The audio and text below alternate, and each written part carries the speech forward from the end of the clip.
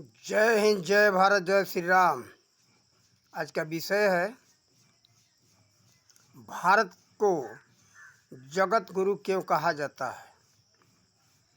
जगत गुरु भारत था तो किस आधार पर था, क्यों था, क्या वो विशेषता था कि भारत जगत गुरु था। इस विषय में थोड़ा हम बताएंगे जहाँ तक मुझको जानकारी है। आज वह गौरव खो चुके हैं, खो चुका है हमारा भारत। अपनी बहुत कमजोरियां रहीं, नहीं तो आज भी भारत जगत गुरु होता। और फिर पुनः उस पथ पर भारत चल पड़ा है प्रधानमंत्री नरेंद्र मोदी के कारण। हम सभी भारतवासियों से यही निवेदन करेंगे कि आप सब लोग नरेंद्र मोदी का साथ दें और पुनः भारत को गौरव वापस कराने में मदद करें। देखिए, भारत को जगत गुरु होने का सबसे बड़ा कारण यह है, हमारी शिक्षा नीति मजबूत थी। अब तो प्राचीन शिक्षा नीति के बारे में भारत के लोग ही उस पर ध्यान नहीं देते हैं। वैसे उत्तर प्रदेश के शिक्षा शास्त्र में भी पढ़ाया जाता है, इंटरमीडिएट के, और बीएड के पुस्तक में भी वो पढ़ाया जाता है कि प्राचीन भारतीय शिक्षा नीति हमारी कैसी थी। इतनी महान थी कि सभी विषयों का ज्ञान था लोगों के पास। अब वह ज्ञान नहीं है।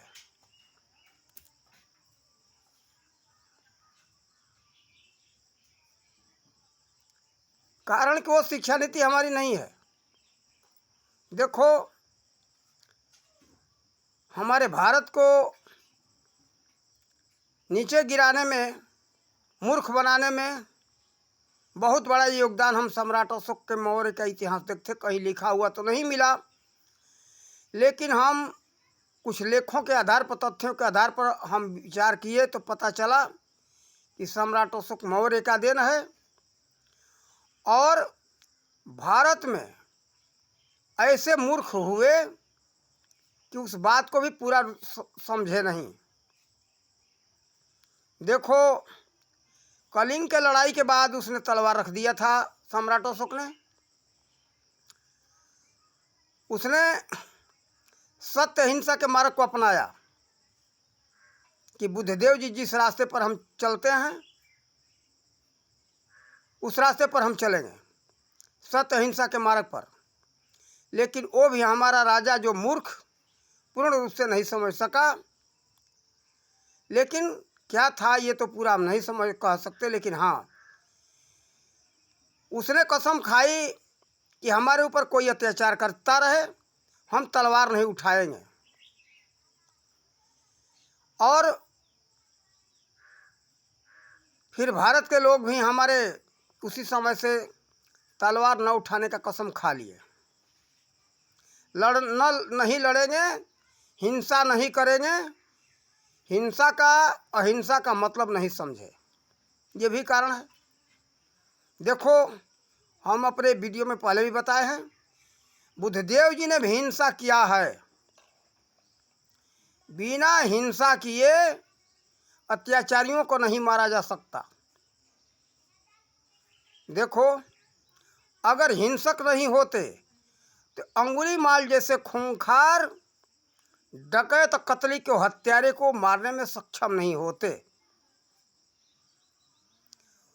देखो, कर्म दो प्रकार का होता है।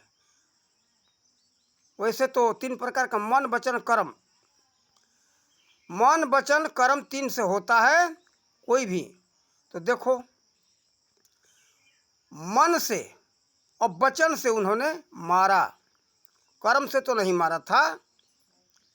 लेकिन मन और वचन के तलवार से उन्होंने मारा था अंगुलीमाल को। तब वो अत्याचारी मर गया और एक संत बन गया, भिक्षुक बन गया वो। उसका डकैत कतली का नामो निशान मिट गया। देखो, हिंसा अहिंसा के मतलब को समझना चाहिए। देखो, हिंसा वो है सोते हुए को मारना, रण से भागते हुए को मारना और असहाय को मारना, ये हिंसा है।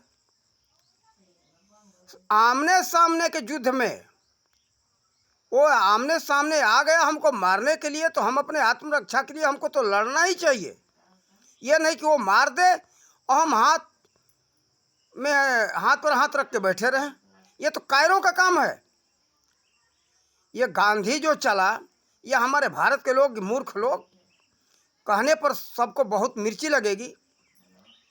ये नहीं समझे कि ये क्या हुआ। हिंसा हिंसा के मतलब को नहीं समझे।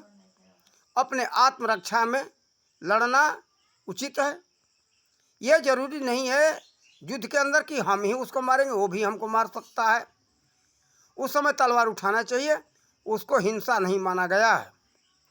अगर वैसा हिंसा माना गया होता तो भगवान श्री राम रावण के ऊपर बाण नहीं चलाए होते और भगवान श्री कृष्ण चक्र सुदर्शन नहीं उठाए होते महाभारत की लड़ाई में, और अर्जुन को प्रेरित नहीं किए होते युद्ध के लिए।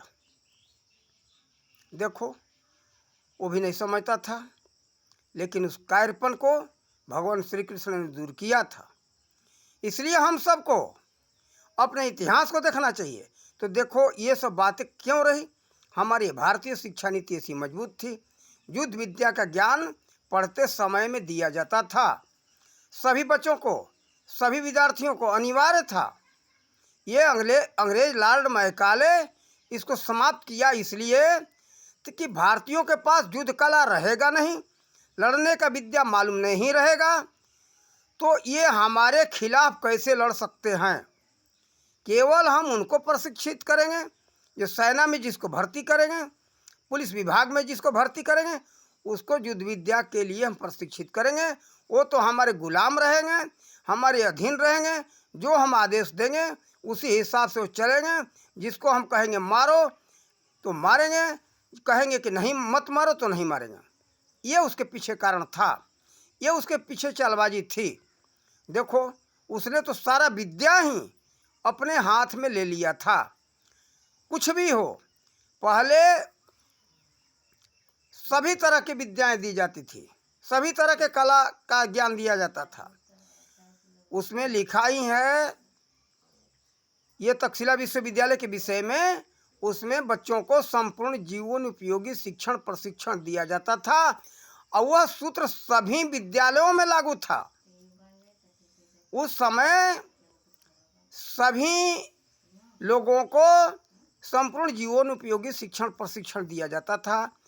खेती का कार्य हो, पशु पालन हो, कृषि कार्य हो, वकालत हो, डॉक्टरी हो, मिट्टी कला हो, लोह कला हो, सुवर्ण कला हो, चर्म कला हो। यानी जीवन में हमारे कितने गिनाऊं, जितने कार्य करने हैं, हम सबको जितने कार्य करना पड़ता है, उस सभी कार्यों का प्रयोगात्मक शिक्षण प्रशिक्षण दिया जाता था। इसलिए हमारा भारत सुखी था। यही कारण था कि हमारा भारत जगत गुरु था। वह प्रशिक्षित होने के लिए सभी विदेशी आया करते थे। सभी तरह के शिक्षा दिया जाता था यहाँ। देखो, शिक्षा तो एक धन था ही। दूसरी बात कि यह धरती का देन है, यह सभी तरह के संपत्तियों में परिपूर्ण है। देखो, सभी तरह के अन्न, सभी तरह के फल फूल भारत में पाया जाता है। इतना किसी देश में नहीं पाया जाता है, इतना ऐसा इतिहास नहीं मिल रहा है। फिर सभी तरह के खनिज पदार्थ भारत में पाए जाते हैं। ऐसा नहीं है कि कोई खनिज पदार्थ भारत में न पाया जाता हो, और अच्छे मजबूत कीमती रत्न पाए जाते हैं। देखो, एक उदाहरण दे दूं आप लोगों के विश्वास के लिए। कोहिनूर हीरा कहीं किसी देश में पाया गया क्या? कोहिनूर हीरा भारत में ही पाया गया था, वो भी आज का नहीं है, 5000 वर्ष पहले का है।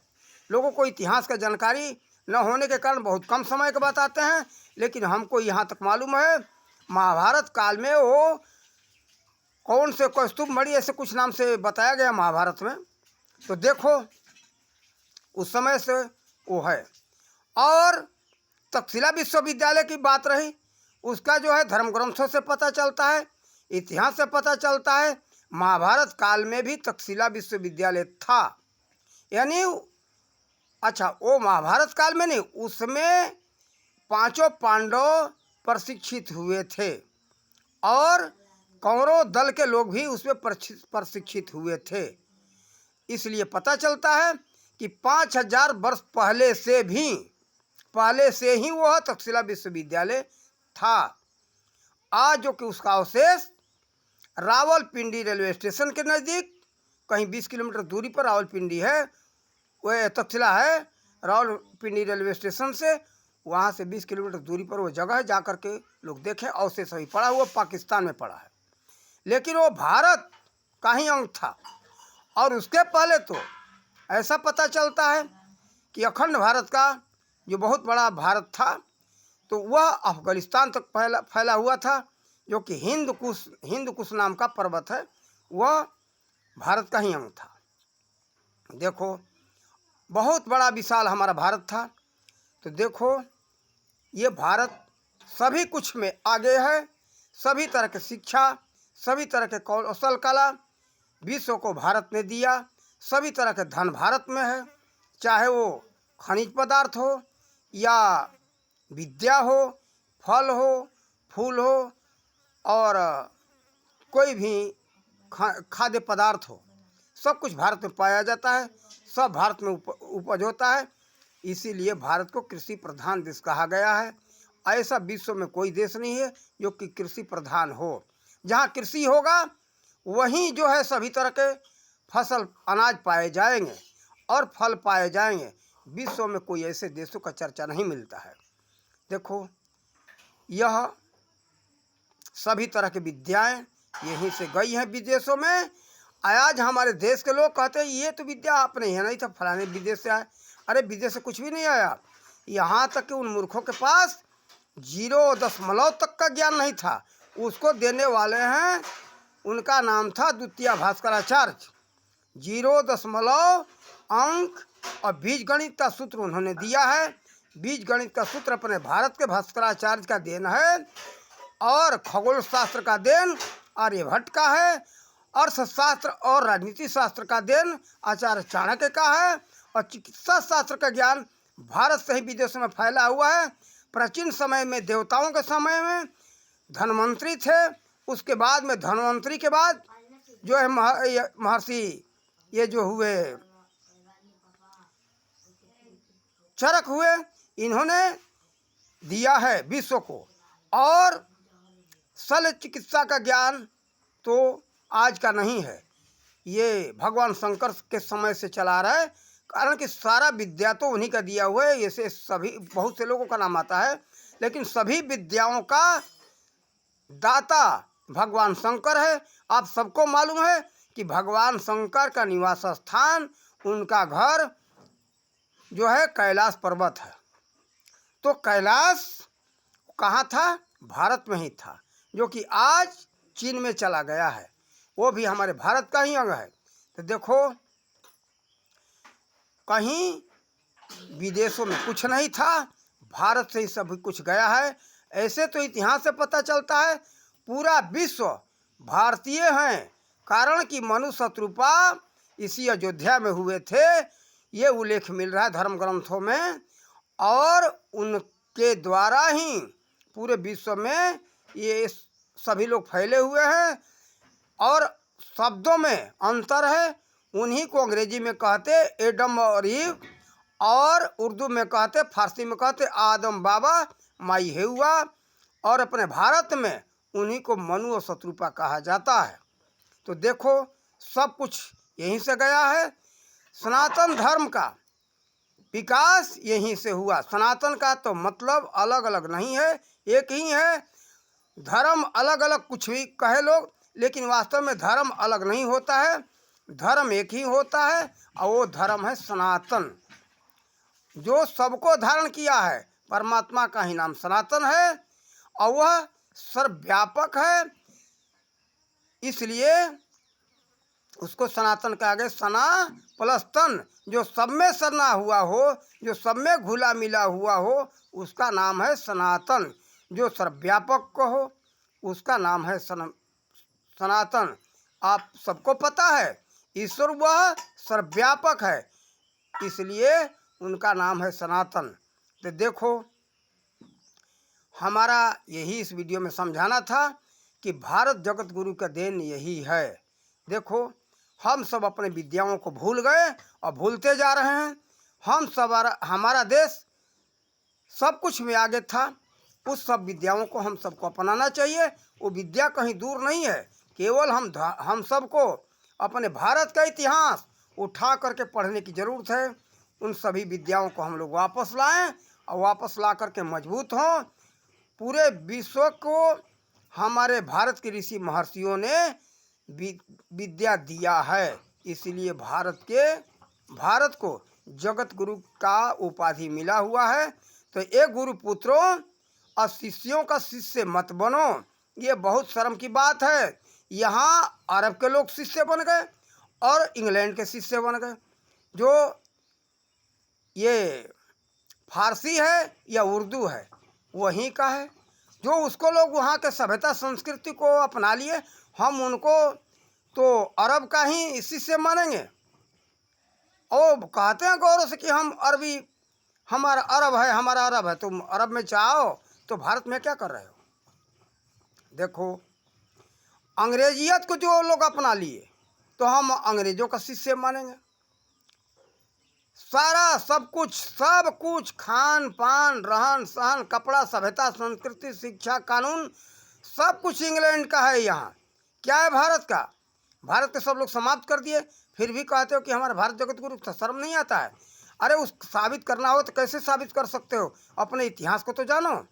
इतिहास को नहीं जानोगे तो साबित नहीं कर सकते हो, और इतिहास को जानो। दूसरी बात, प्रयोगात्मक करके दिखाओ कि हमारा भारत ऐसे जगत गुरु था और हम उन्हीं के संतान हैं जो हमारे पूर्वज गुरु, तुम्हारे सबके गुरु थे। और वैसे वो सब विदेशी जो भी विश्व में हैं, वो कुछ दूसरे नहीं, सब भारतीय हैं। जर्मनी वाले तो कहते हैं कि हम सब भारतीय हैं, हमारे पूर्वज आर्य थे, लेकिन और विदेश के लोग, किसी देश के लोग इस बात को स्वीकार नहीं करते। तो देखो, इंडोनेशिया का पता चलता है, वहाँ के लोग कहते हैं। बहुत देशों में पता चल रहा है रामलीला होता है, केवल नाम अंतर है। और वो लोग कहते हैं कि हम राम के वंशज के हैं, इंडोनेशिया के लोग। तो देखो, ऐसे कुछ देश तो स्वीकार कर रहे हैं, लेकिन हमें ये सब अवशेषों से पता चलता है। जब कहीं नहर खोदाई चल रहा था, सुएज नहर का, तो उधर पता चला वहाँ पर एक कुंड मिला था पीतल का, जिसका व्यास था 200 गज। तो देखो, 200 गज व्यास था, उस पर नाम लिखा था महाराजा उत्तानपाद का, यानी ध्रुव के पिताजी का।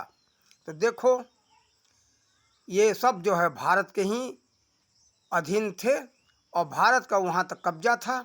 आज भी जो है विदेशों में, अमेरिका में भी हनुमान की मूर्ति मिलती है, मंदिर मिलता है। तो क्यों? और कई देशों में ऐसा पता चल रहा है जहाँ की हिंदू मंदिर पाए जाते हैं।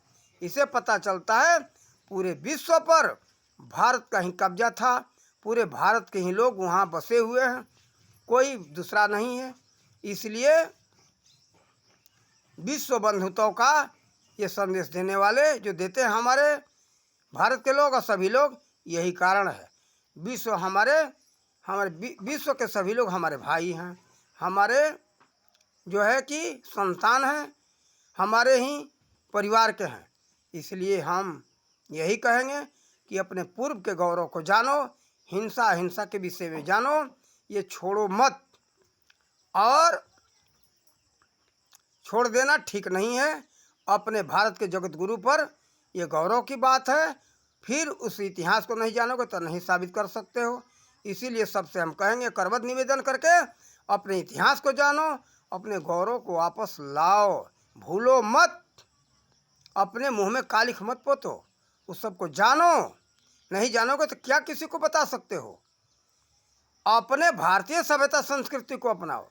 भारतीय सभ्यता संस्कृति को तो पूरे विश्व के लोग अपना रहे हैं, और क्यों भूल करके हमारे यहाँ के लोग विदेशी सभ्यता संस्कृति को, शिक्षा नीति को, सब कुछ अपना रहे हैं। ये गलत बात है, और अपना जो है मान प्रतिष्ठा खोने की बात है। इसलिए मान प्रतिष्ठा मत खोया हुआ मान प्रतिष्ठा को वापस लाओ, और भूल करके भी कभी विदेशी सभ्यता संस्कृति को नहीं अपनाना चाहिए। और बार बार बताया हूँ, सभ्यता संस्कृति जो भी है वहाँ के जलवायु के ऊपर आधारित होता है। और गूगल पर जिसको पूछना हो पूछ ले, समझ ले, जान ले। और जहाँ का जलवायु जैसा होता है वहाँ की वैसे खान पान, वहाँ का रहन सहन, पहनावा होता है, सभ्यता और संस्कृति सब कुछ उसी के जलवायु के ऊपर आधारित होता है। इसलिए आप लोग समझो, बुझो और जानो, और अपने इतिहास को देखो। हम बार बार यही कहेंगे, अपने इतिहास को देखो। यहाँ के इतिहास कोई भी गलत नहीं है। गलत हमारा दिमाग हो चुका है, हमारी खोपड़ी हो चुकी है। कारण कि ऐसे ये अंग्रेज़ों के दलाल, जो नेहरू परिवार ऐसा यहाँ पढ़ाया, अंग्रेज़ों के सभ्यता संस्कृति शिक्षा नीति दिया, और भारत के इतिहास को छिपाया गया, बर्बाद किया गया। तो पुनः उसको हम सबको खोज करके, ढूंढ करके फिर पुनः अध्ययन करना चाहिए, जिससे कि हम अपने पुराने गौरव को, अपने खोए हुए मान प्रतिष्ठा को वापस हम लोग ला सकें। हम इसीलिए कई वीडियो में ये बात संदेश देते रहते, इसमें भी हम यही संदेश दिए। तो हम सबको पहले ज़रूरी है, कोई भी धर्म ग्रंथ हो, कोई भी इतिहास हो, कोई झूठा नहीं है। उसको समझने की हमारा सिद्धांत अलग है, इसलिए हम लोग समझ नहीं पा रहे हैं। और ये कुछ बेवकूफ़ भारत के लोभी और लालची यहाँ ऐसे पैदा होते रहे, यही तो हमें बहुत दुख की बात है कि यहाँ के धर्म ग्रंथों को कहते हैं कि गलत है, इसको जलाओ, अपमान करो। ये तो विदेशी से भी गलत हो गए। अभी कुछ दिन पहले केशव प्रसाद मौर्य, इतने शैतान रावण का औलाद, ये जो है रामायण को जलाया, फाड़ा, और जाकर के कहीं गुरु ग्रंथ साहब में हाथ लगा के देख ले, उसी दिन से काट देंगे। लेकिन ये हिंदू हमारे कायर हैं, कायर। सहनशील इतना बनो कि जो कि अपने गौरव का रक्षा कर सको। इतना मत सहनशील बन जाओ कि गौरव समाप्त हो जाए, तुम्हारी मान प्रतिष्ठा बर्बाद हो जाए, और तुम्हारी बेटी बहनों को कोई बेइज्जती कर दे, तुम आंखों देखते रहो। यही क्या अहिंसा का मार्ग? यही क्या मूर्खों? अरे अपना मान प्रतिष्ठा नहीं रहेगा तो क्या रह जाएगा? इसलिए जितने ये सब, चाहे वो हिंदू के नाम से अपने को कहे, वो हिंदू नहीं है, वो कट्टर जो है ये। अच्छा, इस्लाम भी गलत नहीं है, इस्लाम को भी गलत नहीं कहेंगे। ये नकली इस्लामी, नकली ईसाई, नकली सिख बन करके किसी को अपमान करते। असली सिख, ईसाई, हिंदू, मुसलमान कोई कहता हो, किसी को अपमान करने का कार्य नहीं करते। किसी धर्म, किसी मजहब, पंथ संप्रदाय में अपमान करने के लिए, किसी को बहिष्कार करने के लिए किसी महापुरुष ने ऐसा संदेश नहीं दिया है। तो ये जो है ना, जितने ये अपमान करते, किसी का तिरस्कार करते, तो ये सब वास्तव में ये सिख, ईसाई, हिंदू, मुसलमान कुछ भी नहीं है। ये सब के सब शैतान हैं। और चाहे वो हिंदू को आकर के अपना ही खुद अपमान करे, वो हिंदू नहीं, शैतान है। इसलिए उसको तो मारो। उसका क्या है? तलवार से जवाब देने का कार्य है। ये संविधान के खिलाफ नहीं है, ये संविधान सम्मत है। आज तक पता नहीं उसके ऊपर मुकदमा हुआ कि नहीं हुआ। तलवार से नहीं मार सकते हो तो संविधान के अनुसार चल सकते हो, उस पर मुकदमा तो करना चाहिए। ये पता नहीं, ये कायर पता नहीं क्या किया। और कायरों, अभी जागो, ये नपुंसक मत बनो। कायर मत बनो। ये गांधी ये धूर्त छिप करके सत्य अहिंसा का मार्ग के नाम पर हिंदुस्तान को बर्बाद किया। सत्य अहिंसा का यही है कि सब कुछ खो जाए, सब बर्बाद हो जाए, तुम देखते रहो। और उस समय हिंसा नहीं हो रहा था। बांग्लादेश वाले हिंदू को नहीं मारे, पाकिस्तान वाले हिंदू को नहीं मारे, हिंसा नहीं, उस हिंसा को क्यों नहीं रोका उसने?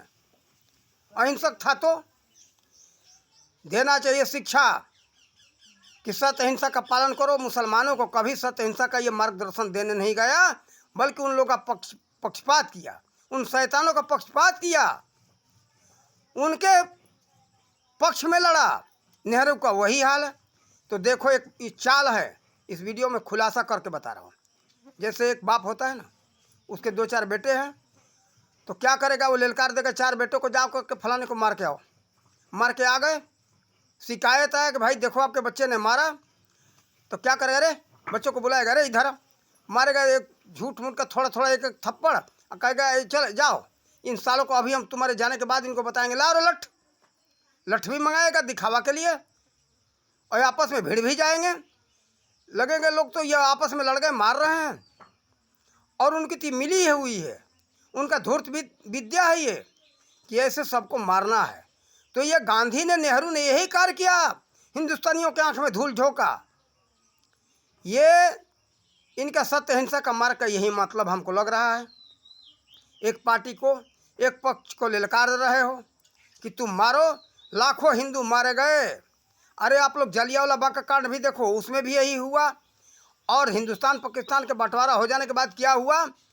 ट्रेनों में लाश भरा हुआ आता था जब पाकिस्तान से आता था। तो क्या गांधी की आंखें फूट गई थी? नेहरू की आंखें फूट गई थी? ये हरामजादों के पास सैनिक नहीं थे, लेकिन कायर भी नहीं है, धूर्त है, धूर्त।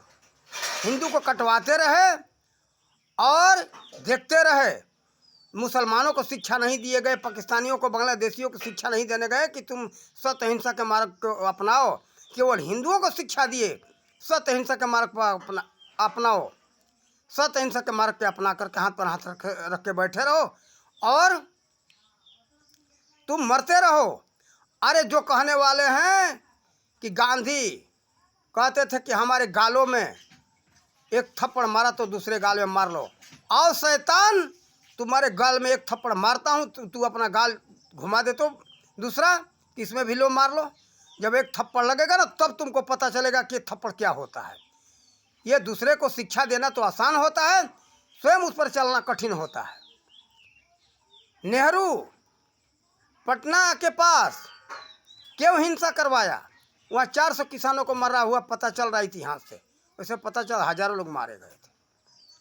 तो ये हिंसा करवाते रहे, हिंदुओं को मरवाते रहे और तमाशा देखते रहे, हिंदू मर जाओ। और ये जो है ना, नेहरू के इशारे पर चलता रहा गांधी। नेहरू तो मुसलमान है, हिंदू थोड़े है वो। आज जो नकली गांधी है ना, नकली गांधी ये वास्तव में ही गांधी नहीं है, ये नेहरू के परिवार है, ये मुसलमान है। इसके दादा का, नेहरू के दादा का नाम था गयासुद्दीन।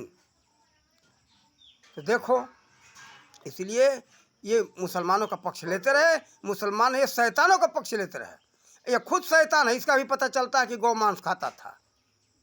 तो जो मांस खाने वाले हैं, हिंदू मुसलमान सिख ईसाई कुछ भी नहीं, वो शैतान है, राक्षस हैं।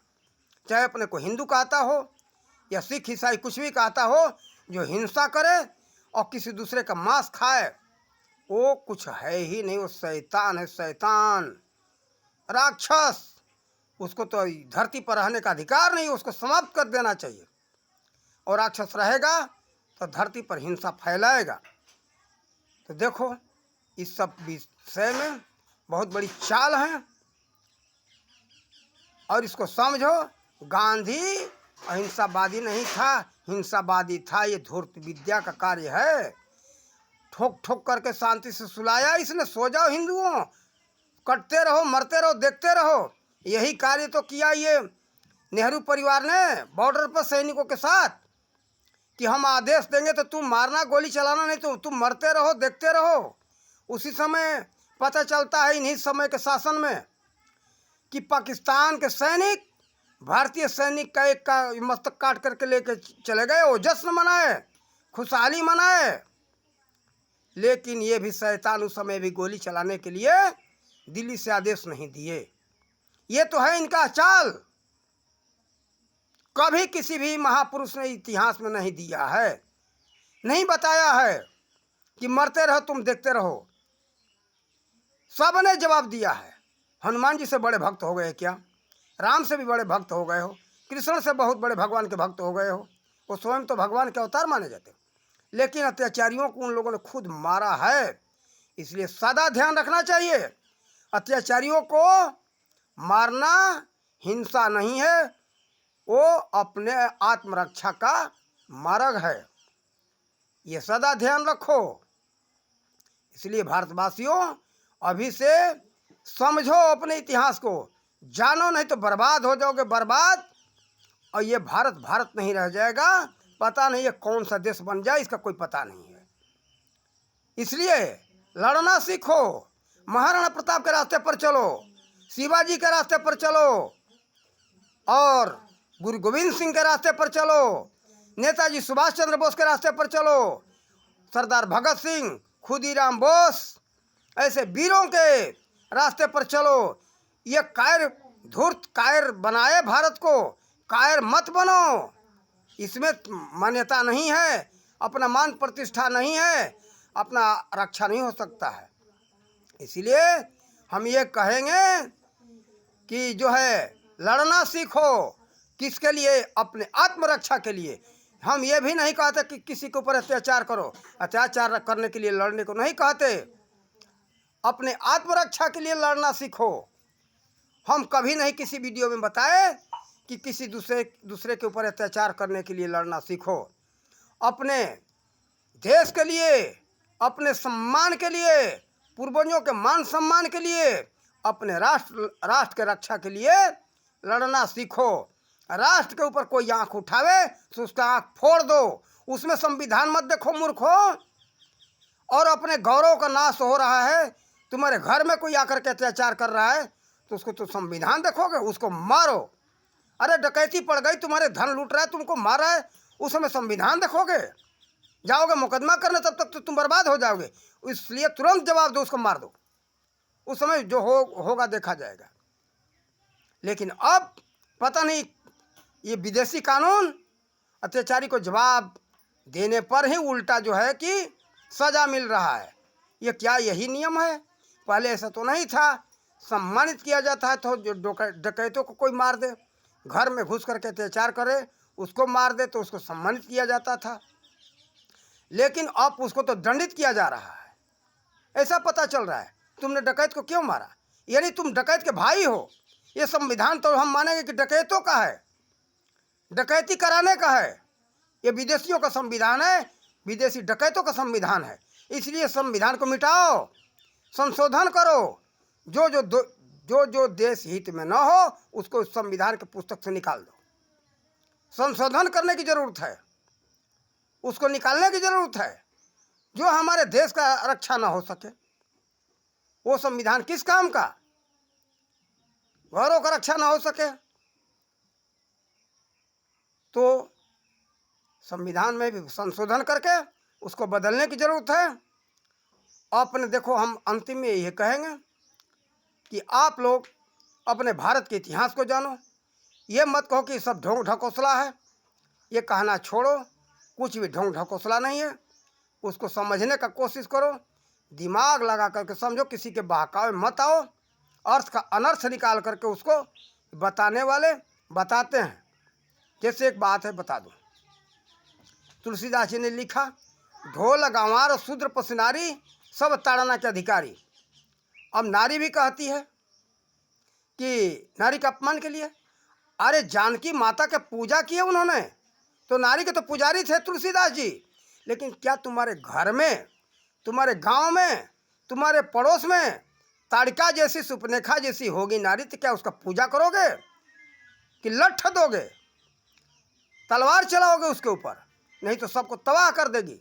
सुपनेखा जैसे, ताड़िका जैसे नारी के लिए उन्होंने ऐसा लिखा है।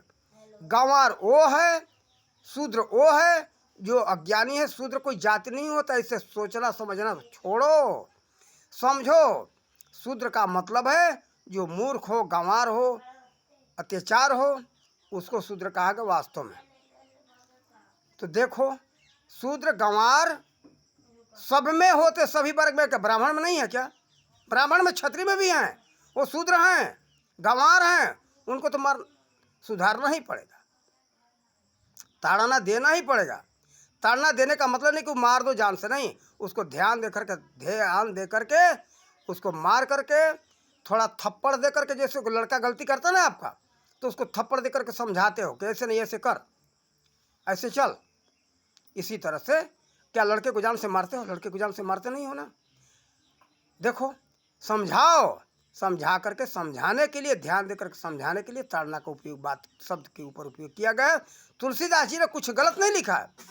जब हम भी ऐसे पहले गलत सोचते थे कि लोगों के कहने के अनुसार है, फिर बाद में ध्यान दिया कि एक मर्यादा पुरुषोत्तम के भक्त लाखों में प्रतिष्ठित व्यक्ति ऐसा कैसे लिख सकता है।